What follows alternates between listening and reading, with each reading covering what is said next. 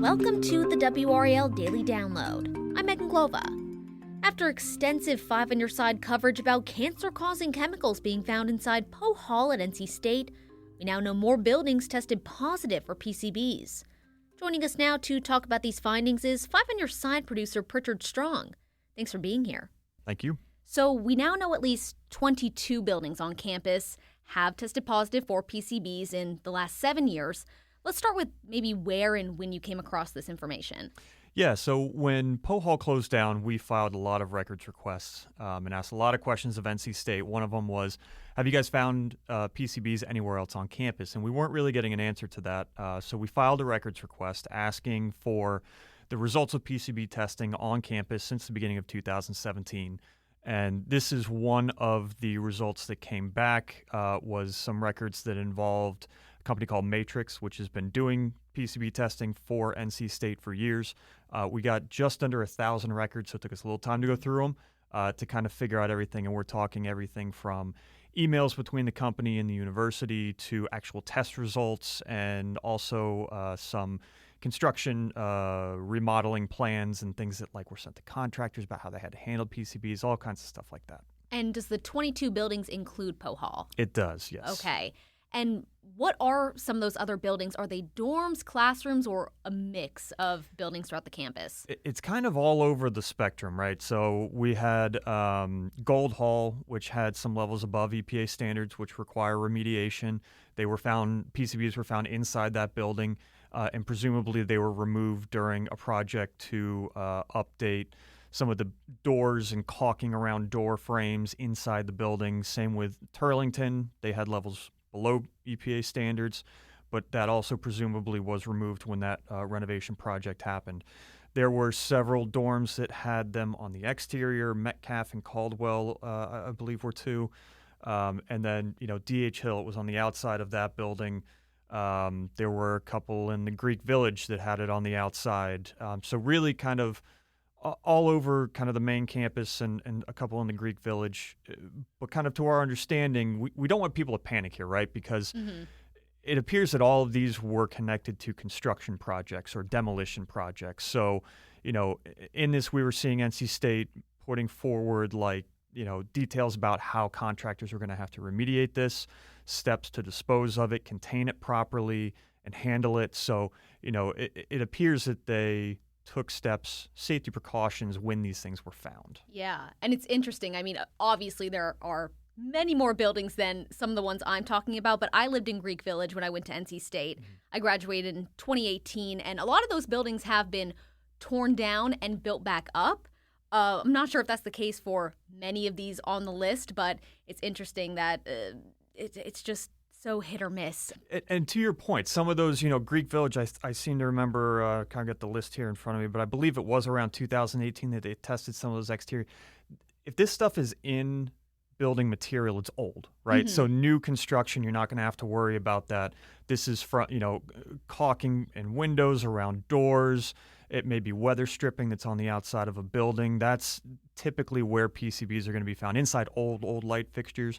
But like you said, with stuff that's been torn down, rebuilt, that you don't have to worry about. Right. And I feel like we touched on this briefly, but do these buildings have anything in common besides being on the same campus? Perhaps who built them or the time frame in which they were built? It's really going to be the time frame in which they were built or renovated. Okay. And it's 60s and 70s when PCBs were really used in caulking and some other building materials. They were very common.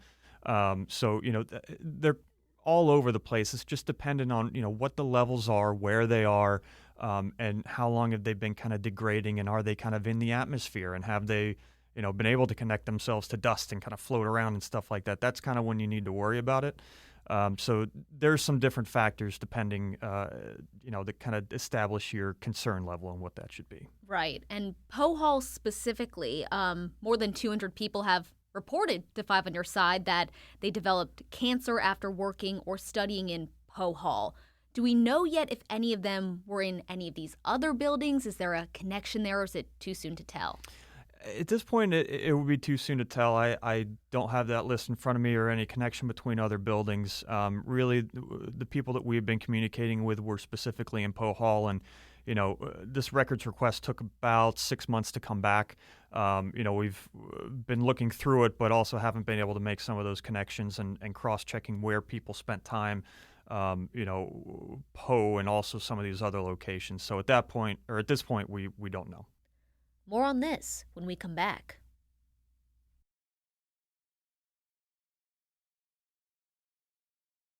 Any indication just yet that the university will close any of these buildings like they did Poe Hall? There's not. We reached out to NC State after we went through all these documents before we filed this report. Like I said, there's indication that they handled, remediated, got rid of these PCBs when they were found. But we wanted to know, did they do it in every single case?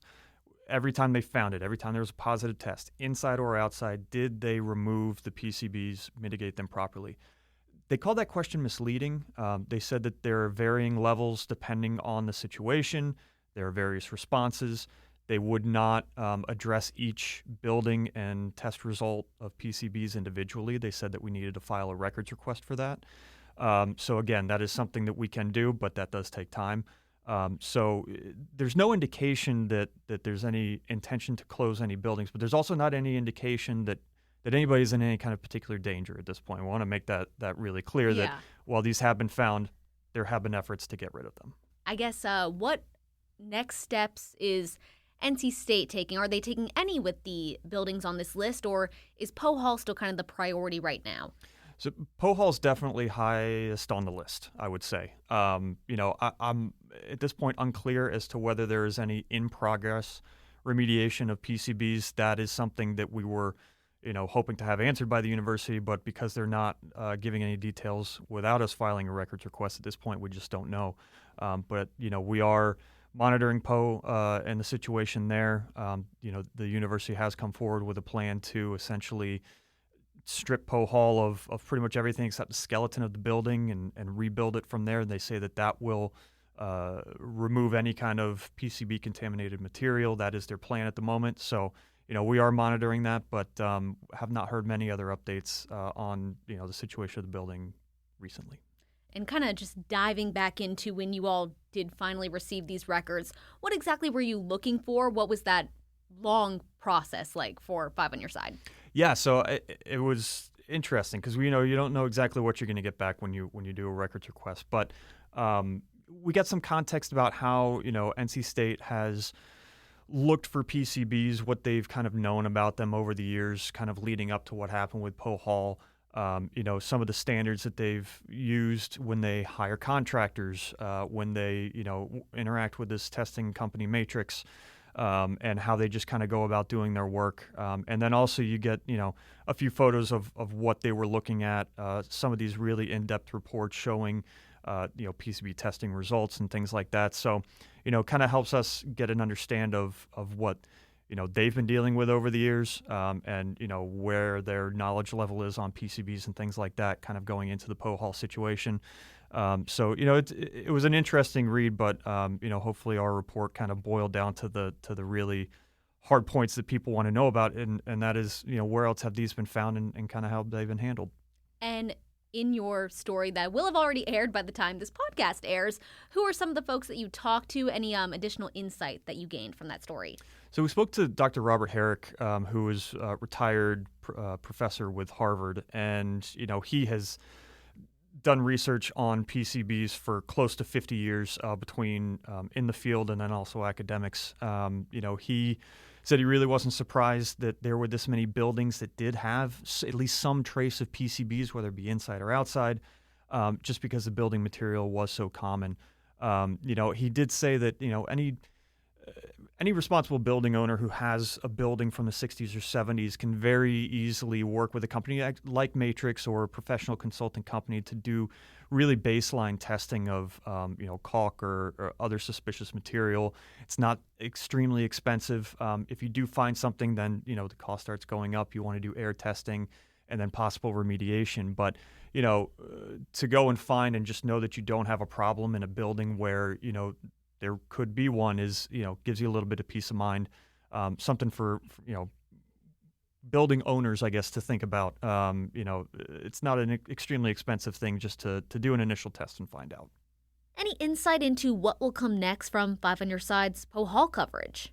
Yeah, we have records requests out. We're asking questions. We're continuing to work on different angles to this story. They've got a plan for Poe Hall, and that's great. But there are people who are still looking for some answers and a little bit more in-depth details. So we're hoping to provide that for them. We're still working on it. We're still keeping it in the forefront. All right, Pritchard, thanks so much. Thank you. And thank you for listening to the WRAL Daily Download. You can find more podcasts from WRAL News at WRAL.com. Search podcast. From sports to true crime, there are plenty of shows to keep you informed and entertained. Thanks for listening.